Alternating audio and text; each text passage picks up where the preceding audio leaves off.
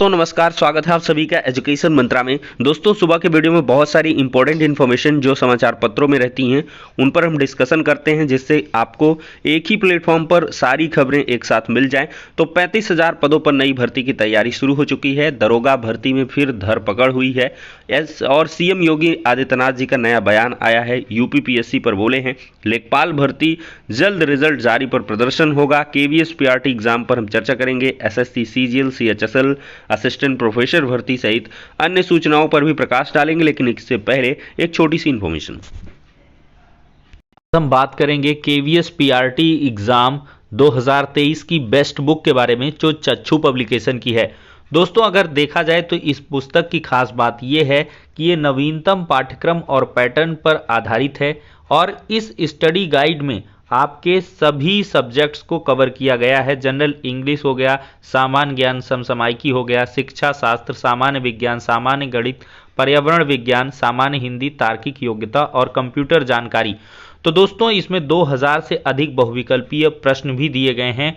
तो देर किस बात की है, चक्षु पब्लिकेशन की इस बेस्ट बुक के साथ अपनी प्रिपरेशन को बूस्ट करें।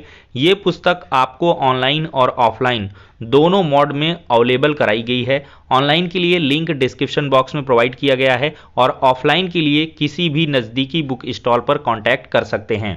तो दोस्तों यहाँ पर 35,000 पदों पर नए साल में भर्ती देने की तैयारी है और इसके लिए उत्तर प्रदेश पुलिस प्रोन्नति और भर्ती बोर्ड तैयारी कर रहा है। यहाँ पर दोस्तों देख सकते हैं पुलिस भर्ती बोर्ड नए सिरे से बनाएगी परीक्षा केंद्रों की सूची। नए साल में होनी है कांस्टेबल और समकक्ष के 35,757 पदों पर भर्ती। तो पुलिस व पीएसी में कांस्टेबल और अग्निशमन विभाग में फायरमैन के 35,757 पदों पर नए साल में होने वाली भर्ती के लिए उत्तर प्रदेश पुलिस भर्ती और प्रोन्नति बोर्ड नए सिरे से परीक्षा केंद्र बनाएगा। पूर्व के अनुभवों को देखते हुए पूरी तरीके से फुल प्रूफ परीक्षा कराने के मकसद से केंद्रों का जो निर्धारण है किया जाएगा। इन पदों पर भर्ती का विज्ञापन अगले साल जनवरी या फरवरी में जारी होने की संभावना है। परीक्षा के लिए कार्यदायी संस्था के चयन की प्रक्रिया चल रही है। कार्यदायी संस्था के चयन होने के बाद अभ्यर्थियों से ऑनलाइन आवेदन मांगे जाएंगे। इस भर्ती में नागरिक पुलिस के कांस्टेबल के 26,200, पीएसी में कांस्टेबल के 8500 और फायरमैन के 1,057 पद शामिल हैं। तो दोस्तों कुल मिलाकर मेरा जो निचोड़ है कि ये आपका जनवरी या फरवरी में जो नोटिफिकेशन है वो 35,000 पदों का जारी होगा और इसका एग्ज़ाम फिर तुरंत होगा, क्योंकि ये एक चुनावी मिशन को देखते हुए भर्ती है। लोकसभा चुनाव 2024 को ध्यान में देकर और 23 में ये भर्ती कंप्लीट भी हो जाएगी। तो इसके लिए आप लोग लगातार तैयारी करते रहें। दोस्तों आप सभी से अपील है, आज एक ट्विटर अभियान है, हैशटैग है release_UP_ लेखपाल रिजल्ट। सब कैपिटल में रहेगा, रिलीज यूपी लेखपाल रिजल्ट 17 दिसंबर 2022 को प्रातः 9 बजे से रात्रि तक सभी छात्रों शिक्षकों से बढ़ चढ़कर प्रतिभाग करने की अपेक्षा है। समस्त लेखपाल भर्ती के अभ्यर्थी ये मांग कर रहे हैं। तो रिलीज यूपी लेखपाल रिजल्ट इस हैशटैग के साथ ट्विटर कैंपेन चलेगा आज दिन भर। तो 9 बजे से खा पी कर जुट जाइए और इसमें मिलियंस ट्वीट होने चाहिए। और लेखपाल भर्ती का जहां तक रिजल्ट दोस्तों सब कुछ ठीक ठाक चल रहा है तो जनवरी महीने में जारी हो जाएगा, लेकिन लगातार सतत आप लोग संघर्ष करें, प्रयास करें तो और भी जल्दी रिजल्ट जारी हो जाएगा। दोस्तों कल की डेट में लोक भवन सभागार में 431 वरिष्ठ प्राविधिक सहायकों को नियुक्ति पत्र मिला है। मुख्यमंत्री ने 11 को खुद अपने हाथों से नियुक्ति पत्र सौंपे हैं। तो यूपी लोक सेवा आयोग के नाम से चिढ़ते थे युवा, ऐसा कहना है योगी आदित्यनाथ जी का। प्रगतिशील किसान कर रहे सराहनीय काम। और योगी आदित्यनाथ ने कहा है कि यूपी लोक सेवा आयोग 5 वर्ष पहले बदनाम केंद्र बन गया था। उसके नाम से युवाओं को चिढ़ होने लगी थी। लगता था कि कहीं न कहीं यह प्रदेश के युवाओं से धोखा कर रहा है।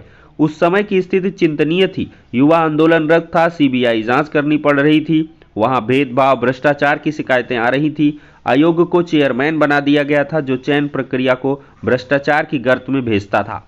अब चयन की प्रक्रिया पूरी तरीके से पारदर्शी है, इसलिए आप भी ईमानदारी से प्रदेश के विकास में सहयोग दें और कृषि क्षेत्र में विकास की रफ्तार को डबल डिजिट में पहुंचाने में योगदान दें। तो कुल मिलाकर ये बोल रहे हैं सीएम योगी आदित्यनाथ जी के लोक भवन में कृषि सेवा के लिए चयनित अभ्यर्थियों को नियुक्ति पत्र सौंपे हैं। और साथ ही साथ अभ्यर्थियों ने भी कहा है कि प्रत्यक्ष को प्रमाण की आवश्यकता नहीं, यह सिद्ध हुआ कृषि मूल्य ही जीवनम की बात सच है, डॉक्टर प्रिया सिंह का कहना है। कुसुमलता कहती है नियुक्ति प्रक्रिया पारदर्शी हुई है, कृषि योजनाओं को अन्नदाताओं तक प्रचारित प्रसारित करूंगी। सीएम ने नियुक्ति पत्र इन 11 अभ्यर्थियों को सौंपा है। दोस्तों देखा जाए तो एसएससी सीजीएल टीयर 2 परीक्षा में 40,908 अभ्यर्थी सफल हुए हैं। सफल अभ्यर्थियों का 6 जनवरी को टाइप टेस्ट होगा और यहां पर जो रिजल्ट है वो जारी हो गया है और इसमें सफल होने पर राष्ट्रीय स्तर पर मेरिट बनेगी और फिर रिक्त पदों के अनुसार चयन होगा। एसएससी सीजीएल 2021 की टीयर 2 का परिणाम जारी हो चुका है। अभ्यर्थी एसएससी सीजीएल की जो रिजल्ट है ssc.nic.in पर जाकर चेक कर सकते हैं। थोड़ा सा गलती हुई दोस्तों, ये CHSL का ही रिजल्ट है। CHSL 2021 का रिजल्ट है, सीजीएल का रिजल्ट नहीं है। ये थोड़ा सा त्रुटि हुई, माफ करिएगा। केवीएस का जो एग्ज़ाम है दोस्तों वो आपका अप्रैल महीने में करवाने का प्लान चल रहा है। अप्रैल में आपका ये एग्ज़ाम देखने के लिए मिलेगा और केवीएस जैसे जो एग्ज़ाम हैं इनमें ज़्यादा समय नहीं लगता है, सिर्फ 2 महीने का ही समय लगेगा। 26 दिसंबर तक आपके ऑनलाइन आवेदन है, फटाफट आवेदन कर लें जिन्होंने नहीं किए हैं, लास्ट डेट करीब आ रही है। और फिर इसके बाद लगभग 2 महीने का 2.5 महीने का मतलब आपको समय मिलेगा। तो अप्रैल में ये एग्ज़ाम होने की पूरी संभावना है। अब दोस्तों असिस्टेंट प्रोफेसर भर्ती पर चर्चा करते हैं। दोस्तों देखा जाए तो परीक्षा से पहले कोर्ट में अटकी है असिस्टेंट प्रोफेसर भर्ती। उच्चतर शिक्षा सेवा आयोग कर रहा है यह भर्ती। 1017 पदों के लिए जुलाई में विज्ञापन जारी हुआ था और यहाँ पर संशोधित हो सकता है 4 मंडलों का प्रधानाचार्य भर्ती का परिणाम। तो भर्तियाँ आती भी हैं तो लटक जाती हैं। तो अशासकीय सहायता प्राप्त एडेड महाविद्यालयों में असिस्टेंट प्रोफेसर की भर्ती के लिए कुछ दिनों में परीक्षा होनी थी, लेकिन इससे पहले बीएड विषय की अनिवार्य अहर्ता का मामला हाईकोर्ट पहुंच चुका है। अब हाईकोर्ट के आदेश पर उच्चतर शिक्षा सेवा आयोग को बीएड विषय में भर्ती का विज्ञापन रद्द किया जाएगा और उसके बाद अहर्ता मामला ठीक करते हुए फिर से विज्ञापन जारी करना पड़ेगा। इससे भर्ती प्रक्रिया में विलंब हो चुका है और ऐसा पहली बार नहीं हुआ है। आयोग की छोटी छोटी गलतियों के चलते पिछले कई वर्षों से बिना कोर्ट गए कोई भर्ती पूरी नहीं होती है। तो एडेड महाविद्यालयों में 34 विषयों के लिए असिस्टेंट प्रोफेसर के 1017 पदों पर भर्ती का विज्ञापन जुलाई में जारी हुआ था। विज्ञापन संख्या 51 के अंतर्गत अभ्यर्थियों से 29 अगस्त तक ऑनलाइन आवेदन भी मांगे गए थे।